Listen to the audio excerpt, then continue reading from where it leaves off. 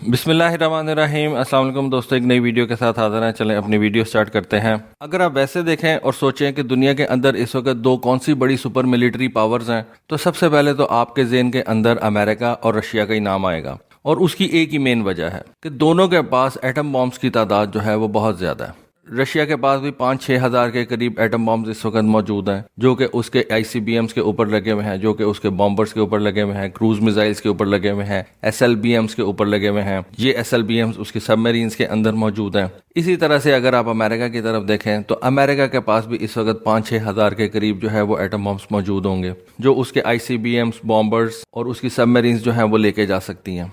लेकिन अगर आप एटम बॉम्ब्स की तादाद को साइड पे कर दें तो चाइनीज मिलिट्री जो है वो रशियन मिलिट्री से इस वक्त बहुत ज़्यादा बड़ी बन चुकी हुई है।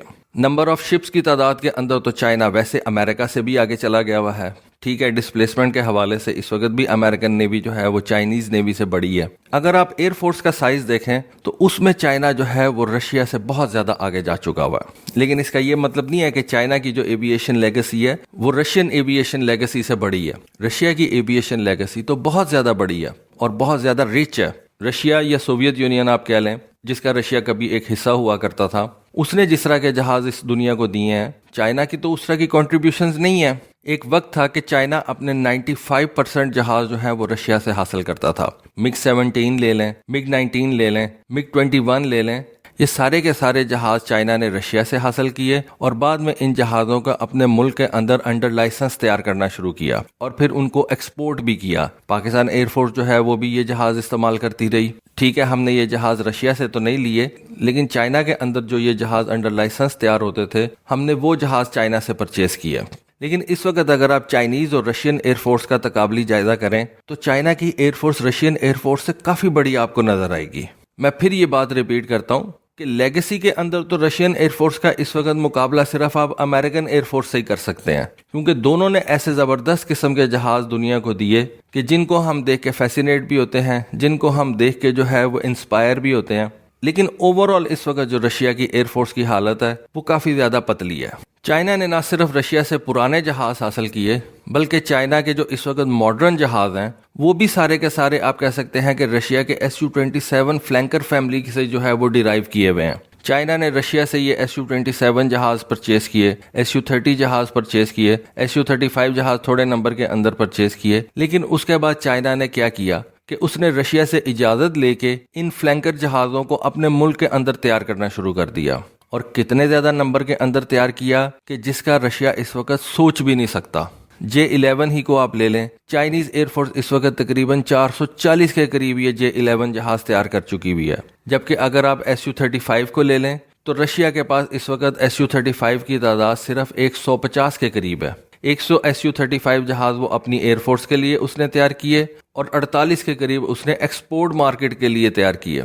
बाद में वो एक्सपोर्ट ऑर्डर्स मटेरियलाइज हुए या नहीं, ये एक अलग बात है। लेकिन अगर आप सिर्फ इन दोनों ममालिक की प्रोडक्शन की बात करें, प्रोडक्शन फैसिलिटीज़ की बात करें, तो चाइना ने यही Su-27 जहाज़ों के जो डेरिवेटिव्स हैं वो बहुत ज़्यादा नंबर्स के अंदर अब तैयार कर लिए हुए हैं। मसलन जैसा कि मैंने आपको बताया कि J-11 ही की तादाद चाइनीज़ एयरफोर्स के अंदर तकरीबन 440 के करीब है।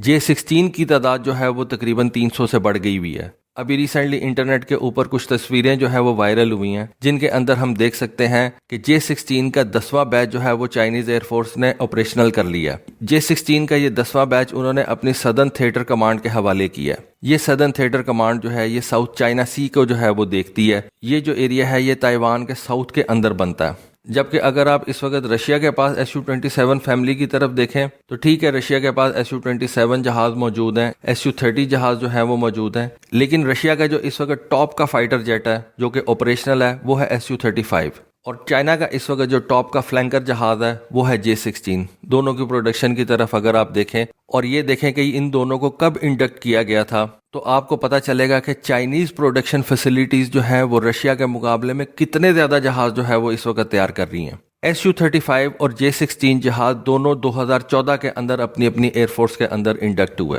इन दोनों जहाज़ों की प्रोडक्शन तकरीबन 2014 के अंदर स्टार्ट की गई। आज तक मैंने आपको बताया कि रशिया सिर्फ 150 के करीब Su-35 जहाज़ बना चुका है, जिसके अंदर से 24 उसने चाइना के लिए तैयार किए, 24 जो है उसने वो इजिप्ट के लिए तैयार किए, 100 उसने तकरीबन सिर्फ अपने लिए तैयार किए।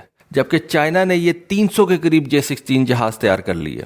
टाइम पीरियड दोनों का सेम है, लेकिन प्रोडक्शन जो है वो चाइना की डबल है। असल जो फर्क आ रहा है ना, वो ये प्रोडक्शन का ही आ रहा है। प्रोडक्शन फैसिलिटीज चाइना की रशियन प्रोडक्शन फैसिलिटीज से बहुत ज्यादा बेहतर है और बहुत ज्यादा एडवांस है। देखें, J-16 चाइना का कोई मेन फाइटर जेट नहीं है, मैं वर्क हॉर्स की बात कर रहा हूँ। चाइना का जो वर्क हॉर्स है वो है J-10, जो उसने तकरीबन 550 के नंबर के अंदर तैयार कर रखा है। उसके बाद ये J-11 आता है, जो उसने तकरीबन 450 के नंबर के अंदर तैयार कर रखा है। J-16 तो उसके पास सिर्फ 300 के नंबर के अंदर है। तो आप ये सोचें कि J-10 की प्रोडक्शन फैसिलिटी कितनी बड़ी होगी और J-11 की प्रोडक्शन फैसिलिटी कितनी बड़ी होगी। तीसरे नंबर पे जाके तो ये J-16 का नंबर आता है। फिर J-16 जो है वो एक मल्टी रोल फाइटर जेट है, जबकि Su-35 जो है वो सिर्फ एक एयर सुपीरियोरिटी फाइटर जेट है।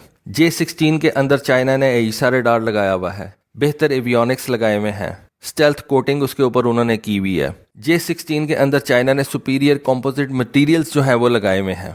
J-16 के अंदर ये जो AESA रडार लगा हुआ है, ये Su-35 के मेन रडार से बहुत ज्यादा बेहतर है, क्योंकि Su-35 के अंदर एक passive electronically scanned array radar लगा हुआ है, और passive electronically scanned array radar जो होता है वो active electronically scanned array radar से बेहतर नहीं होता। ठीक है, Su-35 के अंदर 2 मजीद रडार्स लगे हुए हैं और वो AESA रडार्स हैं, लेकिन उनका साइज बहुत छोटा है। Su-35 के भी अपने कुछ बेनिफिट्स हैं। Su-35 का जो इंजन है वो J-16 के इंजन से बेहतर है, इस वजह से Su-35 की जो एंड्योरेंस है वो J-16 से ज्यादा है। लेकिन रशिया ने Su-35 के ऊपर उस तरह से वेपन्स इंटीग्रेट नहीं किए हुए जिस तरह से चाइना ने नंबर ऑफ वेपन्स जो है वो J-16 के साथ अब इंटीग्रेट कर लिए हुए हैं। J-16 के ऊपर आप टाइप्स ऑफ वेपन जो है वो ज्यादा लगा सकते हैं।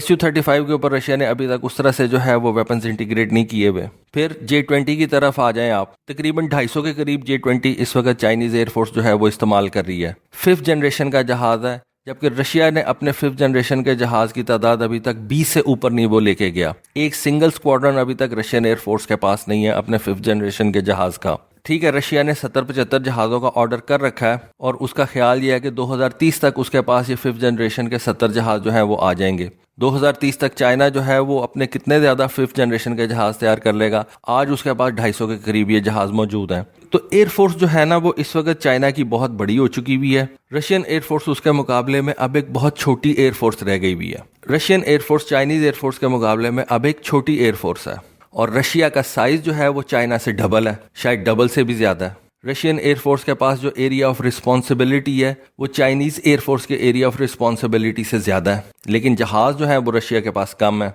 एवैक्स की बात कर लें, चाइना के ये जो पहले KJ-2000 एवैक्स थे वो उसने रशिया के IL-76 जहाज के ऊपर जो है वो बेस करके बनाए हुए हैं। यानी कि चाइना एवैक्स के अंदर भी रशियन जहाजों के ऊपर डिपेंडेंट था। लेकिन उसके बाद चाइना ने क्या किया, उसने KJ-200 एवैक्स तैयार किया, फिर उसके बाद KJ-500 एवैक्स जो है वो तैयार किया। ट्रांसपोर्ट जहाज़ों के अंदर चाइना पूरे तरीके से जो है वो रशियन जहाज़ों पर डिपेंडेंट था, IL-76, IL-78। लेकिन आज चाइना ने अपना Y-20 जहाज जो है उसको तैयार कर लिया, उसका इंजन उसने जो है वो तैयार कर लिया। स्ट्रेटेजिक बॉम्बर्स की तरफ आप आ जाएं तो इस वक्त रशियन एयरफोर्स 3 किस्म के स्ट्रेटेजिक बॉम्बर्स इस्तेमाल कर रही है। Tu-160 जो कि उसके पास तकरीबन 16 की तादाद में है, Tu-22M जो कि उसके पास तकरीबन इस वक्त 70 की तादाद में है, Tu-95 ये काफ़ी ज़्यादा पुराने स्ट्रेटेजिक बॉम्बर्स हैं, इनके ऊपर अभी भी टर्बोप्रॉप इंजन जो हैं वो लगे हुए हैं, वो अभी उनके पास तकरीबन 40-45 की तादाद में है। चाइना की तरफ अगर आप देखें तो चाइना के पास इस वक्त 175 से ऊपर ये H-6 बॉम्बर्स मौजूद हैं और ऑपरेशनल हैं।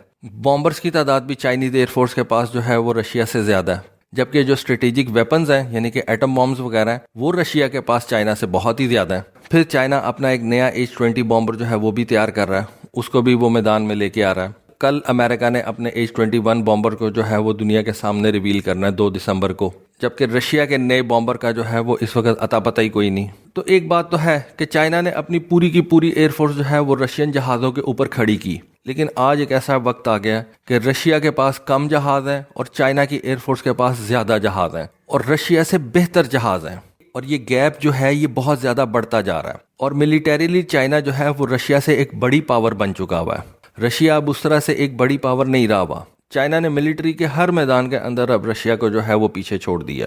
तो दोस्तों ये थी आज की वीडियो, ये थी आज की इन्फॉर्मेशन। होपफुली आपको आज की वीडियो, आज की इन्फॉर्मेशन पसंद आई होगी। कमेंट सेक्शन में अपनी राय से ज़रूर आगाह कीजिएगा। आज के लिए बस इतना ही। थैंक यू, अल्लाह हाफिज़।